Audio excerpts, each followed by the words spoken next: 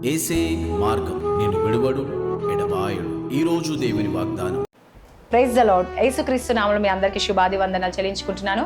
ఏసే మార్గం అని మా కార్యక్రమం ద్వారా ఎంతమంది అయితే మరి ఈ వాగ్దానం ఇచ్చినారో, సిస్టర్స్ అండ్ బ్రదర్స్ ప్రతి ఒక్కరు దేవుడు మిమ్మల్ని మీ కుటుంబాన్ని దీవించి ఆశించుగాక.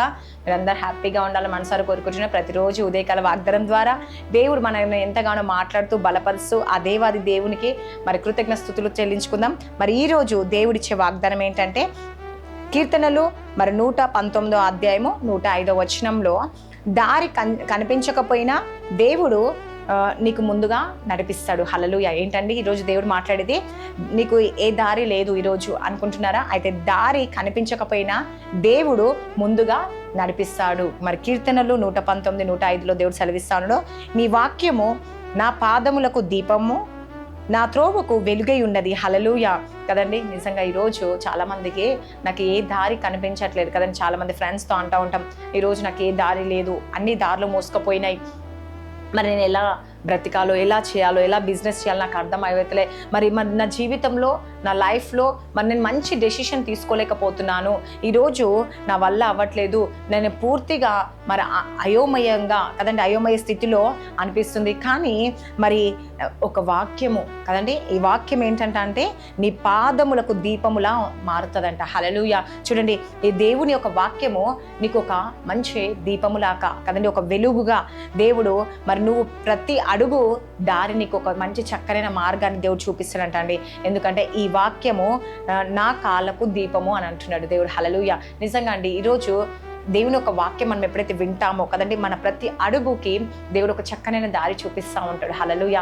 ఈరోజు నువ్వు బాధపడుతున్నావేమో, దిగులు చెందుతున్నావేమో, నిజంగా యేసయ్యా నా జీవితంలో సరైన ఆలోచన లేదు యేసయ్యా, సరైన మరి డిసిషన్ తీసుకోలేకపోతున్నాను యేసు ప్రభా, మరి అయోమయంగా ఉన్నాను యేసయ్యా, పూర్తిగా నేను బాధపడుతున్నాను, దుఃఖపడుతున్నాను యేసయ్యా. నిజంగా ఈ వాక్యము నా పాదములకు దీపమై ఉంది, మరి నా త్రోవకు వెలుగై ఉంది యేసయ్యా. నీ వాక్యము నిజంగా ఒక మార్గం, చక్కనైన మార్గం నాకు చూపించబోతున్నావు యేసయ్యా. నిజంగా నీకు స్తోత్రం యేసయ్యా. నిజంగా యేసయ్యా, నాకు ఈరోజు ఏ దారి కనిపించలేక నేను ముందుకు ఎలా నడవాలో, నన్ను ఎవరు నడిపిస్తారో అని బాధపడుతున్నా, కానీ నీ వాక్యం ద్వారా నన్ను బలపరుస్తున్నావు యేసయ్యా అని చెప్పి నిజంగా నమ్ముతున్నారా, విశ్వసిస్తున్నారా? అయితే దేవుడు ఈరోజు నీతో మాట్లాడుతూ ఉన్నాడండి. నీకు చక్కనైన ఒక దారి దేవుడు చూపించబోతుండో. నిజంగా ఎవరైతే వాక్యానుసారంగా జీవిస్తారో, వాక్యం వింటారో, వాక్యం మీ జీవితంలో అనేక మార్గాలు తెరుస్తాడండి. ఈరోజు నాకు అన్ని మార్గాలు మూసుకుపోయినాయి, ఏ మార్గం లేదని బాధపడుతున్నావా? అయితే దేవుడు ఏమంటున్నావు, నీ త్రోవకు వెలుగై ఉన్నది. హల్లెలూయా. నీకు వెలుగు. చూడండి, ఒక మార్గం మనం వెళ్తూ ఉంటే ఆ మార్గంలో లైట్స్ లేవనుకోండి, మరి దారి అయితే కనిపిస్తుంది, కానీ ఆ దారిలో ముళ్ళులు ఉన్నాయా కదండి, రాళ్ళు ఉన్నాయా, రప్పలు ఉన్నాయా, మరి లేకపోతే అనేక శ్రమలు నువ్వు అనుభవించాల్సి వస్తుంది ఆ దారి గుండా పోతే. చీకటి కాబట్టి నీకు సరైన మార్గం కనిపించట్లేదు. నీకు మాత్రం తెలుసు ఇక్కడ ఒక మార్గం ఉంది, కానీ ఆ మార్గం గుండా వెళ్తే నా ఇంటికి, నా గమ్యానికి నేను చేరుకుంటా అన్నప్పుడు, మరి చీకటిగా ఉన్నప్పుడు ఆ మార్గంలో ఏమున్నాయో నీకు తెలియదు, ఏవి అడ్డుపడతాయో నీకు తెలియదు, గుంతలు ఉన్నాయా, ఏమున్నాయా తెలియదు కదండి. హల్లెలూయా.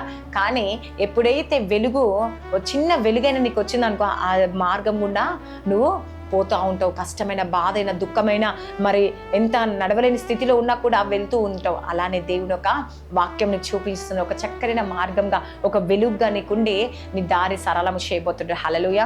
ఈరోజు నువ్వు అనుకుంటున్నావేమో, బాధపడుతున్నావేమో, దుఃఖపడుతున్నావో, అయితే దేవుడు నీతో మాట్లాడుతూ ఉన్నాడు. నీకు చక్కని ఒక మార్గం దేవుడు చూపించబోతుండు. నీ కాళ్ళకు కదండి, నీ పాదములకు దీపముగా ఉందండి వాక్యం. హల్లెలూయా. కాబట్టి దేవుని అడగండి, విశ్వసించండి, నమ్మండి. దేవుని పట్ల అద్భుతం దేవుడు చేయబోతున్నాడు. హల్లెలూయా. నీకున్న శోధన, నీకున్న వేదన దేవుడు తొలగించిపోతున్నాడు. మరి ఈ వాగ్దానం దేవుడు దీవించి ఆశించునుగా. కామెంట్. ఎంతమంది అయితే జీవితంలో దేవా నిజంగా ఈ వాక్య ప్రకారం నేను నడుచుకోలేసా, ఈ వాక్యం నా మార్గానికి ఒక చక్కనైన త్రోవ చూపించడము నేను నమ్ముతున్నాను, విశ్వసిస్తున్నాను అంటున్నావా? అయితే ఆమెను సెలవియండి కామెంట్ బాక్స్లో. తప్పక దేవుడి జీవితంలో గొప్ప అద్భుతాన్ని దేవుడు జరిగించబోతుండో. నువ్వు విశ్వసిస్తున్నావు కాబట్టి, నమ్ముతున్నావు కాబట్టి దేవుడు ఒక చక్కనైన మార్గం దేవుడిని చూపించబోతుందండి.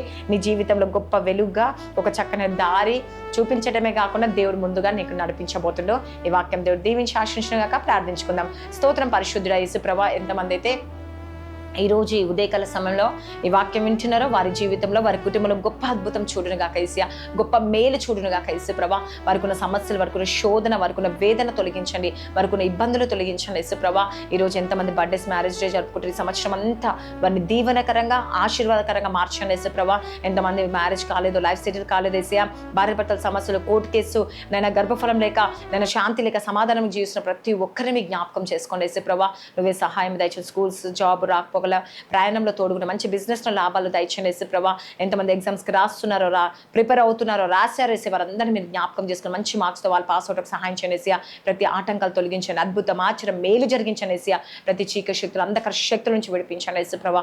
మీరే సహాయం చేయండి ఏసయ్యా. కుటుంబం రక్షణ భాగ్యం దయచండి. నేను ప్రతి ఆదివారం చర్చ్కి వెళ్ళేటకు సహాయం చేయండి ఏసయ్యా. నిరాకడ ఎత్తబడే సంఘానికి సిద్ధపాటు అవునుగా కైసయ్యా. మరియు దేవ ప్రతి కుటుంబాన్ని దర్శించి, దీవించి, ఆశించి, పోషించి వారికి అవసరాలన్నీ తీర్చమని నజరేయుడైన యేసు